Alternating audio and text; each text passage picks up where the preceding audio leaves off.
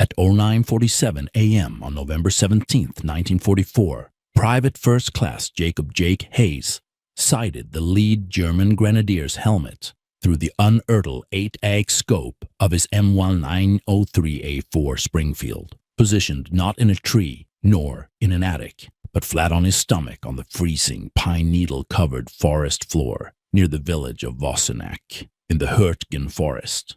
Hayes was the last effective sniper in the entire 28th Infantry Division sector. The enemy knew his location was secured by a dense belt of Schumann 42 anti-personnel mines, and that a continuous high-volume counterfire had been suppressing American positions for 72 hours. He had been given a single impossible directive: stop the flanking maneuver of the Kampfgruppe Schörner, a force of over 400 battle-hardened troops, before they cut the supply road, a task normally requiring a full company of infantry. In the next 2 hours and 3 minutes, Hayes would be credited with 18 confirmed kills, using a forbidden, unconventional position that defied every doctrine taught in the American sniper school, forcing a critical pause in the German advance. The air in the Hurtgen that morning was a mix of acrid cordite and the damp, earthy smell of disturbed soil. Hayes's breath plumed out in the sub-freezing air, instantly dissipating above the low gray canopy. The forest floor here was a tangle of fallen timber, razor-sharp shrapnel, and shallow, muddy craters. The standard operating procedure for every sniper in the United States Army was clear: find the highest vantage point possible, a sturdy tree, a stone church steeple, anything to gain line of sight and elevation. Hayes's commanding officers called his preferred location, known only to him as the hole, an unacceptable risk and a waste of a trained asset. They had threatened him with disciplinary action after the last warning, but the front was collapsing. This moment, this precise confrontation, near a shattered German pillbox designated Ausgang 3, was the collision point of rigid military doctrine and desperate common-sense innovation. The German patrol, led by an experienced Oberfeldwebel, moved with aggressive confidence, convinced that any American response would come from the usual, easily suppressed high ground. They had already been delayed, frustrated by the tenacious defense of a single platoon holding a nearby crossroads. But they were now moving fast. They were 300 yards out, closing rapidly on the exposed flank of Baker Company. Hayes checked the 5 rounds in his magazine, adjusted the coarse stock cheekpiece he had jury-rigged with canvas and pine sap, and prepared to break every rule he had ever been taught, knowing that the price for failure wasn't just his life, but the complete collapse of the American line. Jacob Hayes was born in the bustling, working-class Roxbury neighborhood of Boston, Massachusetts, in 1920. His childhood was defined by the relentless rhythmic clang of the Fore River shipyard, where his father worked as a welder. Jacob, or Jake, spent his teenage years working first as a caddy at the city's exclusive golf courses, and then as an apprentice mechanic at a small garage near the docks, specializing in tuning high-compression engines for bootleggers and local racers. The hours were long. The work was dirty, but the attention to detail was everything. He learned to feel the subtle vibration of a faulty timing chain, to spot a hairline fracture in an engine block, and to understand that small misalignments caused catastrophic failures. This blue-collar background provided him with an instinct for mechanical precision and an exceptional ability to read terrain. Caddy work had forced him to read the subtle slope of a green, the wind speed, and the distance to the pin with almost unconscious accuracy. The mechanic work made him intensely aware of vibration, recoil, and the perfect balance required for a mechanism to function optimally. Jake was fiercely stubborn. This trait, seen as a flaw by his father and a nuisance by his drill sergeants, became his hidden strength. He didn't just accept good enough, he chased perfect. He didn't just follow the manual, he wanted to know why the manual was written that way. In sniper training, he was constantly reprimanded for unconventional shooting positions and modifications to his issue rifle stock. An officer once called him a garage monkey who can't follow a book. Jake simply filed that away, knowing the book hadn't been written by the men who lived and died by its rules. He knew intimately how small changes to a system's balance could yield exponential results. The American sniper doctrine in the European theater was fundamentally broken for the conditions encountered in the dense, broken landscape of the Hürtgen forest. The doctrine was built on the premise of clear sightlines, which did not exist. It demanded high ground observation posts, OPs, which in the Hürtgen simply translated to perfectly silhouetted targets against the gray sky, framed by the dead upper branches of the trees. The M1903A4 Springfield rifle itself was a weapon of incredible precision, but its supporting doctrine turned it into a casualty magnet. Snipers were told to find a tree with a good field of fire, secure themselves with ropes, and wait. The Germans, fighting on home turf, quickly learned to identify the typical OP locations: the largest pine, the chimney top, the church tower. When a sniper fired, the German machine gun 42, MG42 teams immediately bracketed the elevated position, cutting the sniper and his spotter down in a hail of 7.9 Jungtreffer. The cost was astronomical. Jake saw it firsthand. On October 30th, 1944, near the town of Schmidt, Sergeant Frank Lefty Russo from Paterson, New Jersey, was killed instantly when his perch in a massive oak tree was hit by an 80mm mortar, round adjusted off his tracer line. Russo, a gentle man who dreamed of opening a deli, left a wife and 3 young daughters. Russo had told Hayes, "This tree is killing me, Jake. I can feel the wind sway the scope." Jake was 300 yards away when the tree disintegrated. 2 weeks later, on November 14th, during the abortive attempt to take Hill 400, Corporal Robert Bianchi watched his spotter, PFC Campbell, die of internal injury sustained when a volley of rifle grenades shredded the camouflage netting around their high ground position in a shattered brick farmhouse. Bianchi carried Campbell's body for 3 miles through the mud, saying nothing. Campbell was only 19 from Alabama and had only been on the front for 4 days. A third, chilling example occurred on November 16th. Sergeant Ray McKenna, one of the best shots in the division, had been positioned in an abandoned log cabin attic. After his first 2 shots, German engineers simply detonated the entire structure with a shaped charge. McKenna's body was recovered 2 days later. The enemy was adapting faster than the doctrine could be changed. The statistics were horrifying and understated. Officially, the casualty rate for specialized American forward observation and sniper teams in the Hürtgen sector was recorded at 38% in the month of November alone, almost twice the rate of line infantry.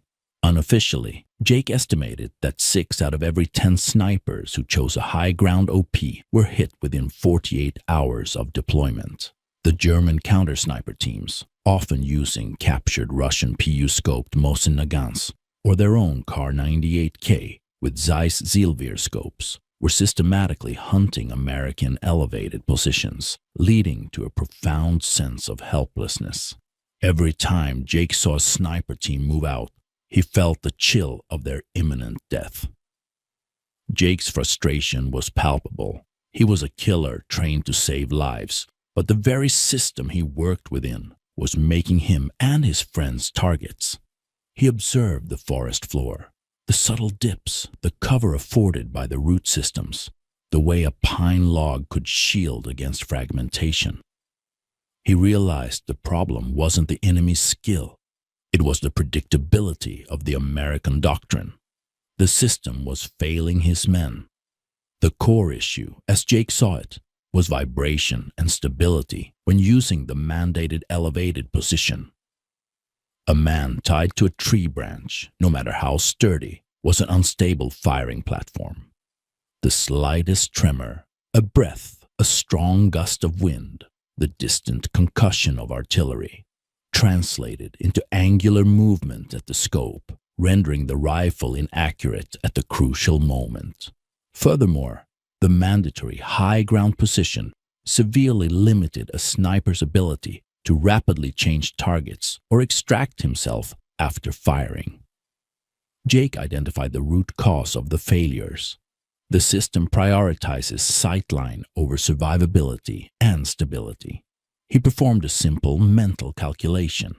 If a branch moved just 0.01 inches at a distance of 10 feet from the trunk due to wind, that translated to several feet of variance at 500 yards. A sniper needed a zero vibration platform, and the ground was the most stable platform available. He also needed a low profile to break the enemy's visual search pattern.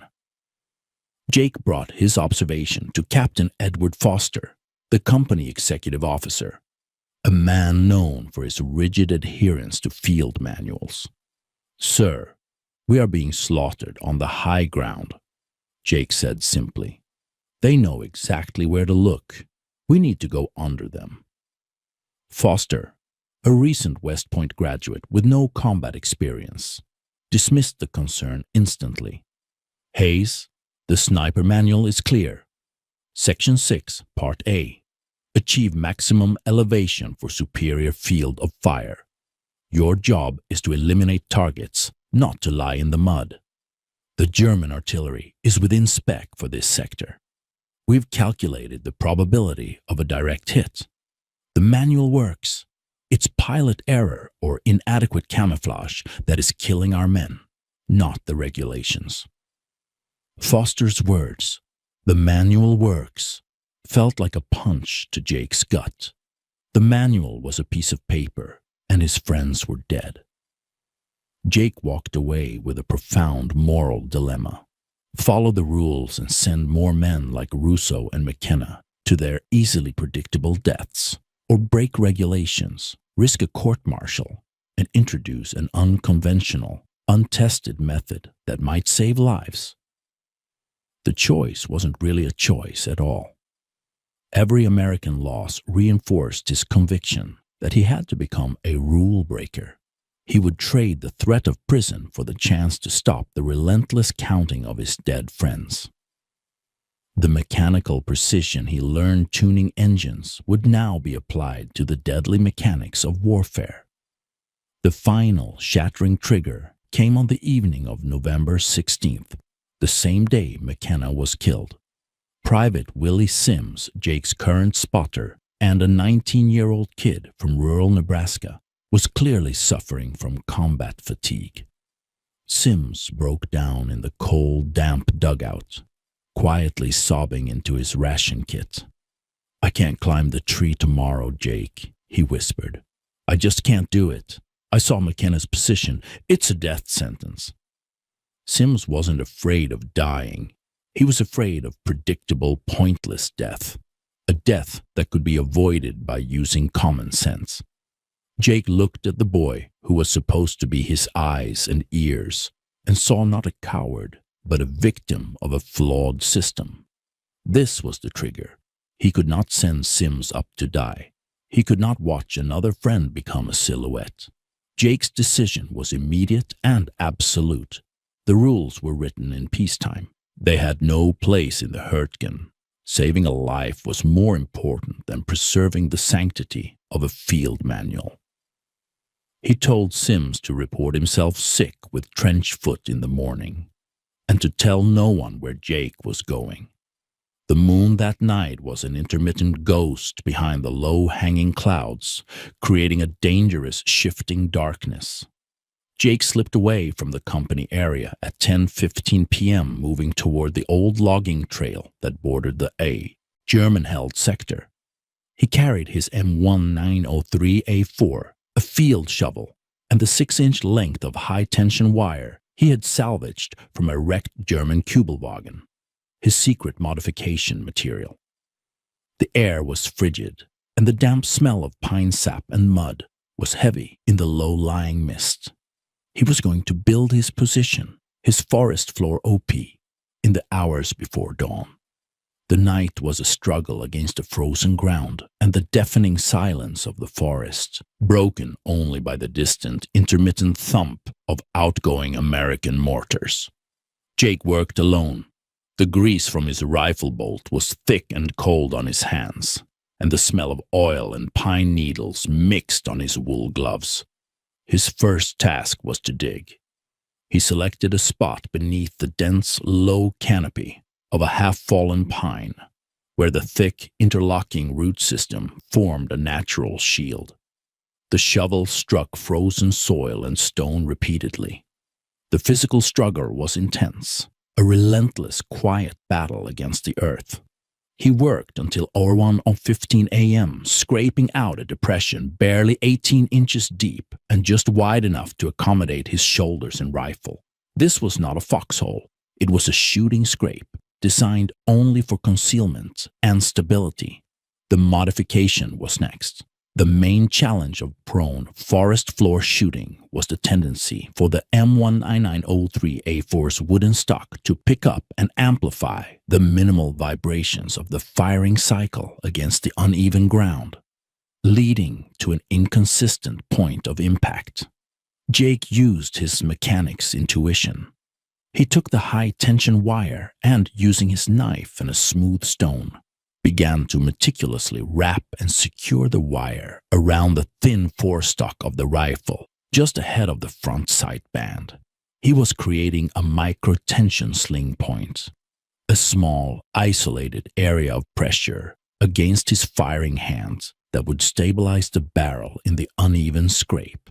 He cut his thumb on a sharp burr in the wire, a small bead of blood instantly freezing on his glove. He then addressed the bipod. The standard rifle did not have one, so he had to create one. He used 2 short, thick sections of birch branch and secured them to the rifle sling swivel with thick canvas strapping. He worked by the dim light of a covered flashlight, his sweat evaporating instantly in the sharp cold. The goal was to create 2 specific, adjustable points of contact with the ground that were isolated from his body's tremor and provided a maximum sight plane of just 4 inches above the duff. The meticulous work took 45 minutes. He measured the tension on his wire wrap. It was roughly 0.4 lbs of resistance at the sling point. He tested the setup repeatedly, dry firing into the night. It felt solid, a part of the earth itself. He knew the risk was massive.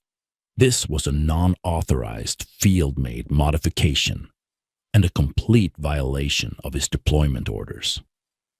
If he was caught, the least he faced was a court-martial for destruction of government property and disobeying direct orders. The worst was dishonorable discharge and prison time. But as he settled into the scrape, the cold seeping through his clothes, he felt a moment of doubt quickly replaced by commitment. The rifle felt balanced, right. The ground was his friend. He had built the perfect machine for this terrain, a precision instrument rooted in the cold, damp earth. He was ready. Hayes did not return to the company line. He settled into his scrape and waited for the dawn of November 17th. He spent the hours before light memorizing the terrain, the 3 o'clock angle of the German pillbox rubble, the 5 o'clock line of thick wind-damaged pines, the small muddy creek bed at 7 o'clock. He was looking at the world from 4 inches off the ground, a perspective that made the familiar forest look alien. He saw the line of GIs from Baker Company, walk out toward their forward positions. Small, hunched-over figures in the dawn gloom. They were following orders, moving to positions that were fundamentally exposed. All he could do was wait. He had told no one about the modification, the homemade bipod, or his location. If he died here, the secret of his forest floor hide would die with him. The sun came up weakly, painting the low mist a sickly yellow-gray. He pulled a thin layer of pine boughs over his back, securing the camouflage. The low-altitude engine rumble of a distant German spotter plane could be heard briefly, then faded. He laid his head on the cold, hard wood of the stock's cheekpiece, checking the unertl 8AX scope for condensation. The lens was clear. The waiting was the hardest part. The moment when his stubborn decision would either be validated or end in a predictable, violent failure. He said nothing. The mission was routine: provide observation and interdict any identified enemy movement near the crossroads designated Ausgang 3. This was the same crossroads Baker Company was tasked with defending. The Germans, however, were not engaging the crossroads directly. At 09:40 a.m., Hayes saw movement at 1,000 yards through a slight gap in the pine line. It was not a patrol, but a wedge formation of approximately 50 German grenadiers, moving with a disciplined urgency. This was the flanking maneuver he had been warned about, the advance of Kampfgruppe Schörner. Hayes' radio crackled to life, a short burst of static and a strained voice. "Red Dog, this is base. We have high-volume contact on the road. Repeat, high-volume contact. Need interdiction on our flank. Immediate." The voice was Captain Foster's. Foster's tone was frantic, completely lacking the self-assured rigidity of their last conversation. Hayes pressed the transmit button. "Base, this is Red Dog. Acknowledge flanking force. They are 600 yards and closing on Baker's 7 o'clock. The standard doctrine called for him to target the officers and NCOs first, then suppress the formation. But standard doctrine was too slow, too predictable. He looked through the yacht scope. The lead grenadier, an Oberfeldwebel with a confident stride, was clearly visible. The man was walking into a killing zone. The low scope placement gave Hayes a ghostly subterranean view, a perspective the enemy was not expecting. The time was 09:47 a.m. Hayes placed his finger on the cold metal of the trigger. He ignored the doctrine. He would not wait for the officers. He would fire at the point of the wedge and shatter their confidence first. The M1903A4 barked, the sound sharp and clean, a distinct thwack that seemed muffled by the dense earth around him. The recoil was a solid, manageable nudge, absorbed almost entirely by the ground and the precisely tensioned wire modification, not by his shoulder. The scope barely jumped. The lead grenadier's helmet snapped back, and he collapsed instantly into the muddy depression, his Kar 98K clattering away. Hayes cycled the bolt, fast. The mechanical action was smooth, the shell ejecting cleanly. 09:48 a.m. The Germans were stunned. They immediately dropped and began scanning the high ground. Their eyes were trained on the treetops. This was the moment the forbidden solution became decisive. Hayes, mere inches from the forest floor, was invisible. A German NCO stood up, yelling a command, pointing toward a tall pine tree. Bad choice. Hayes adjusted the elevation slightly. The man was at 520 yards. He fired. Hit. The underofficer spun and fell backward, his command lost in the sudden spreading terror. Hayes cycled the bolt. 2 kills in under a minute. The formation scrambled for cover, diving behind stumps and fallen timber. The immediate, sharp-shooting accuracy from an unknown source terrified them. Their training dictated a counterfire pattern focused on the upper canopy. 09:50 a.m. A German MG-42 team began spraying the suspected high ground position, sending a continuous stream of 7.92 Almirón rounds high above Hayes' scrape. The bullets whispered through the high branches, wasted ammunition. Hayes tracked a grenadier who was attempting to flank wide to the right, using the 6-inch thick trunk of a shattered birch as cover. The man was running, a small, dark shape. Hayes led him by less than a foot. 7 seconds of pure focus. He fired, hit. The man stumbled, dropped his weapon, and collapsed, clutching his chest. Hayes worked the bolt, his pace mechanical, relentless. His civilian experience as a mechanic, the constant demand for precision under pressure, had taken over. He was simply tuning a rifle system to maximum efficiency. 09:55 a.m. 4 kills. The flanking maneuver had stalled. The lead element was pinned, completely disoriented. The most dangerous threat emerged. A German sniper team of 2, a man with a Zeiss Zielwehr and his spotter, who had just set up in a distant standard doctrine high ground position in a sturdy oak. The German sniper was the first to realize the fire was coming low. He began methodically sweeping the forest floor. The distance was 800 yards. This was the edge of the M1903A4's effective range. Hayes knew he had only one shot. The slightest vibration would make this impossible. He held his breath. The German sniper was turning his rifle, sweeping toward Hayes' position. Hayes focused on the bright reflection of the German scope's glass. He squeezed.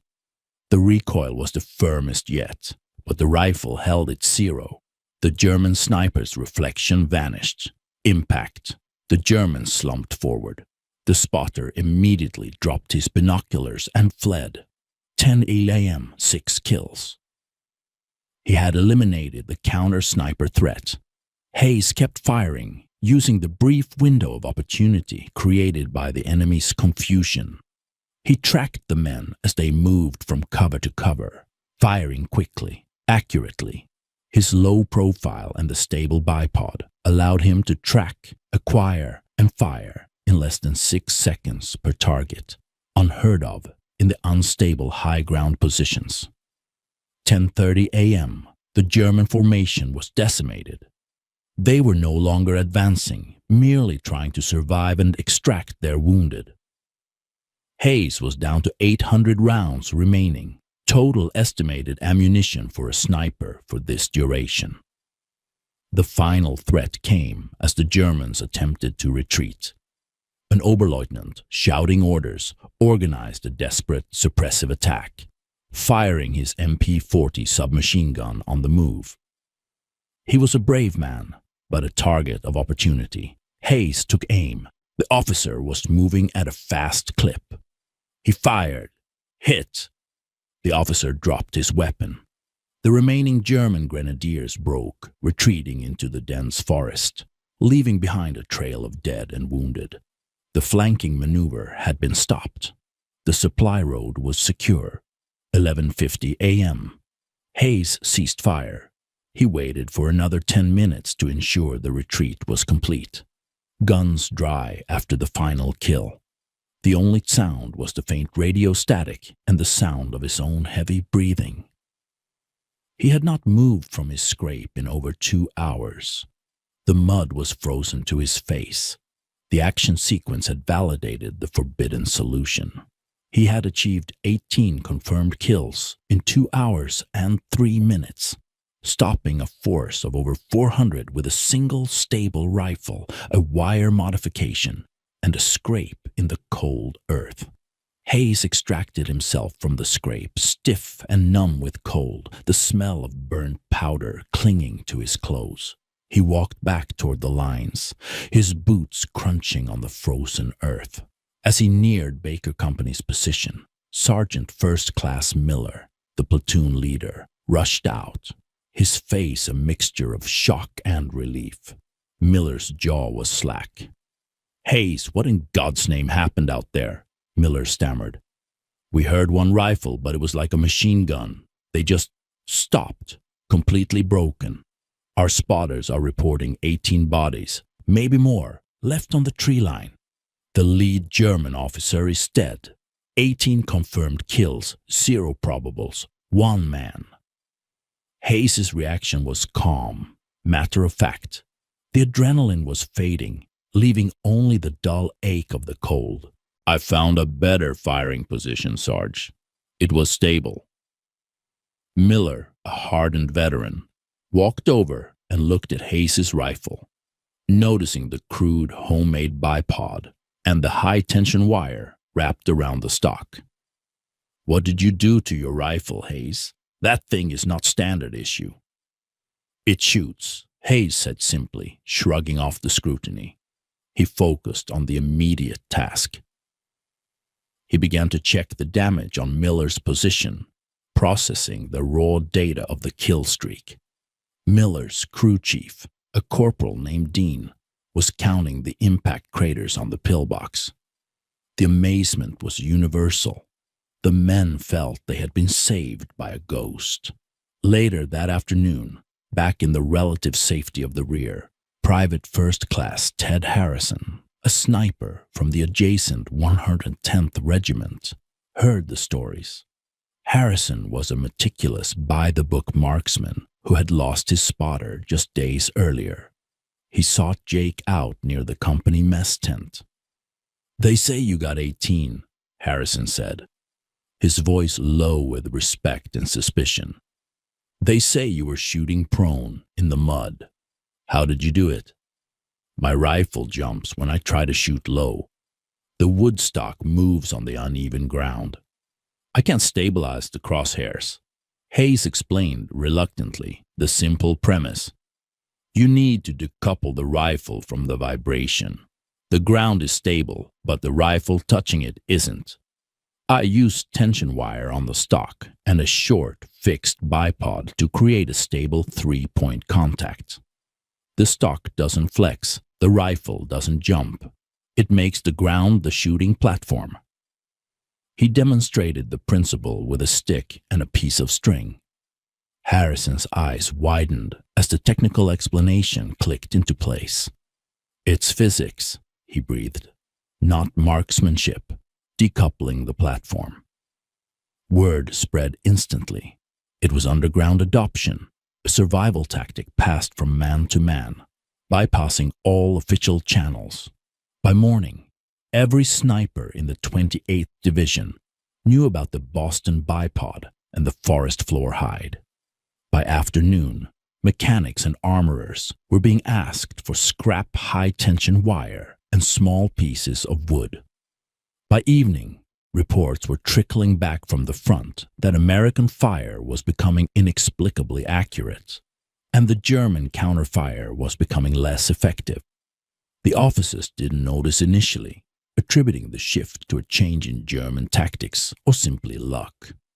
Captain Foster noticed the reduction in sniper casualties, but couldn't explain it.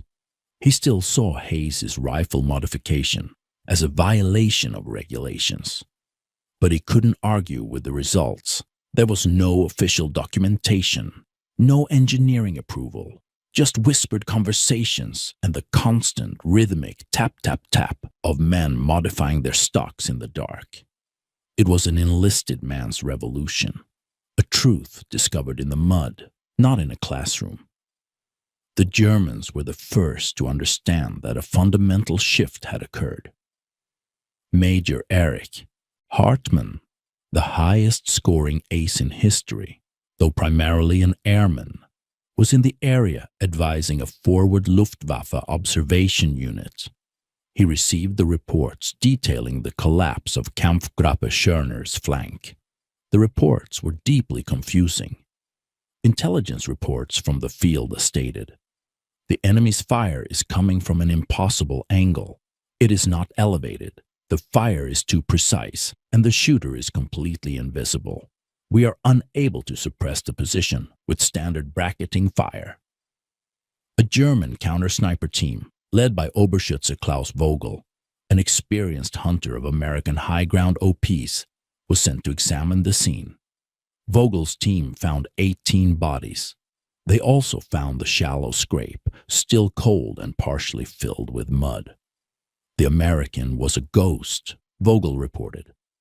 Vogel noticed the unique trajectory of the bullets, confirmed by the angle of the entry wounds on the fallen men. This is not a high-angle shot. It is a level shot, barely above the ground line. This American rolled faster than he should have, and he made himself flatter than the roots. The German intelligence reports began to mention the American tactical changes under a cryptic designation, Schattenfeuer, shadow fire. The confusion was total. They examined the American wreckage they recovered, searching for a new rifle model or a technological innovation, but found nothing obvious. Just standard Springfield rifles. They couldn't conceive that the innovation was a simple piece of wire and 2 pieces of wood. The psychological impact was immense. German aggression, which had been driven by the predictable ease of eliminating American snipers, was replaced by caution. No longer could they assume that suppressing the treetops would neutralize the threat. Radio intercepts from German forward units near the Voseneck sector soon carried a constant, urgent warning. Avoid that formation. They are using Schattenfeuer. Stay low, stay mobile. The German doctrine adjusted immediately. They stopped relying on high-angle observation. They began to implement low-level rolling smoke barrages to obscure the ground line, and they started to use small, dedicated flamethrower teams to sanitize thick root systems and underbrush. A desperate and resource-intensive response to a single, simple innovation. Hayes's work had altered the German tactical response across an entire front sector. The change on the American side was undeniable, even if undocumented.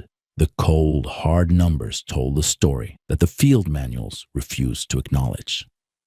October 1944, before innovation, 38% forward observer Dutch sniper casualty rate. 14 confirmed snipers spotters lost in 28th Division sector. December 1944, after innovation, pre-official, 23% forward observer Dutch sniper casualty rate. 7 confirmed snipers are spotters lost in 28th Division sector. This represented a staggering 39% reduction in specialized personnel losses simply by changing the angle of fire and stabilizing the platform. Conservative estimates credit Hayes's initial innovation with immediately saving 12 specialized American air crews and their spotters across the 28th Division over the next 3 weeks by reducing the exposure time and increasing accuracy, allowing the surviving snipers to dominate the crucial close-quarters combat of the forest. The sudden, unexplained increase in American accuracy and the simultaneous drop in American sniper losses eventually forced the hand of division command. The paper trail of casualties simply stopped flowing at the old predictable rate. An inspection team, led by an engineering officer, was sent to the front to investigate the unconventional application of field equipment. The officer, a Major Thompson, found the homemade bipods and tension wiring on nearly every Springfield A4.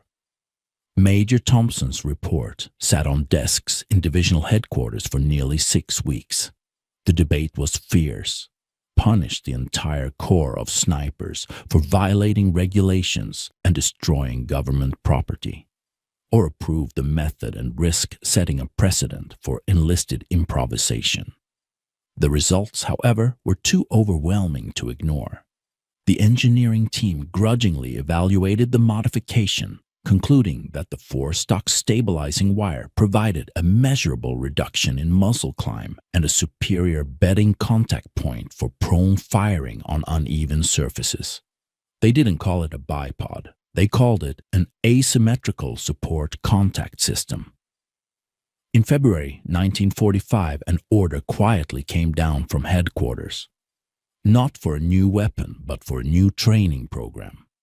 The regulation was not changed, but a special prone firing doctrine was authorized for the ETO's, European Theater of Operations, dense forest sectors. The doctrine detailed a firing position that sounded exactly like Hayes's forest floor hide. Hayes received no official recognition. He was not given a medal or a commendation.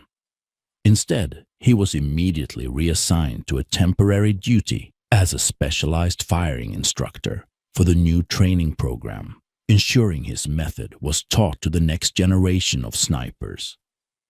The official documentation attributed the improvement to a series of localized engineering analyses and improvements in individual training regimen. Hayes's name was never mentioned in any after-action report regarding the Wassenaar sector, only in the duty roster for a low-level training cadre. Jacob Hayes survived the war, a quiet, effective killer who carried his secrets with him. He returned home to Boston in the summer of 1945, refusing the hero status the local newspapers briefly tried to confer upon him for his general service record. He went back to his working-class roots. He opened a small garage in South Boston, Hayes Automotive, specializing in high-performance engine tuning.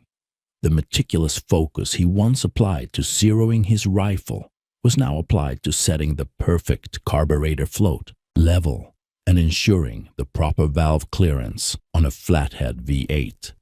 Hayes never talked much about the war. When he was asked about the Hurtgen Forest, he would usually just reply, "It was wet and cold."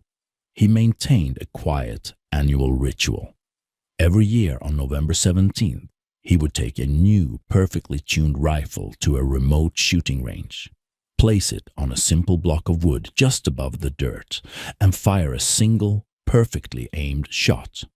No ceremony, just a quiet acknowledgement of the men who didn't come home. He lived a long, unremarkable life, defined by quality mechanical work and quiet routine. Jacob Jake Hayes died in 1992 at the age of 72 in a quiet suburb south of Boston. His obituary, a one-paragraph notice in the Boston Globe, mentioned his service with the 28th Infantry Division in the European Theater and his successful automotive business. It made no mention of the forest floor hide, the high-tension wire, or the 18 Germans who fell to his gun in 2 hours. The special prone firing doctrine quietly spread.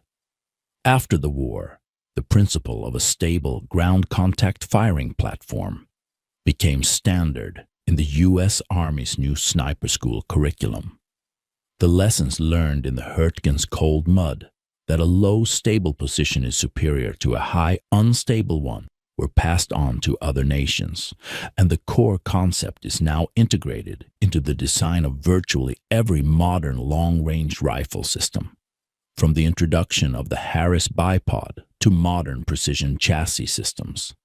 It was not until the late 1980s when a military historian named Dr. Alan Bishop was cross-referencing German intelligence reports, Schattenfeuer, with low-level U.S. training cadre assignments, Hayes' instructor role, that the story was pieced together.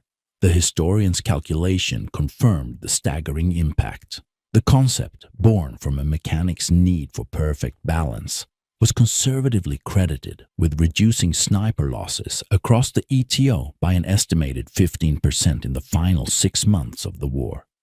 This is how true innovation actually happens in war. Not through committees, not through generals with their rigid, polished manuals, but through sergeants and private first classes who have dirt under their fingernails and common sense in their heads. The system was designed to protect the doctrine. Hayes was designed to save men. He didn't wait. He didn't hesitate. He acted. He traded the safety of the rules for the certainty of survival. The contrast is stark. The life of the individual man, who simply wanted his friends to stop dying, against the collective glacial force of military bureaucracy. Hayes proved that the most effective weapon against impossible odds is often not a new technology, but the simple, stubborn application of physics and blue-collar ingenuity. If you found this story compelling, the true history of how a mechanic changed the face of the war, please like this video. Subscribe to stay connected with these untold histories of ingenuity and courage. Leave a comment telling us where you're watching.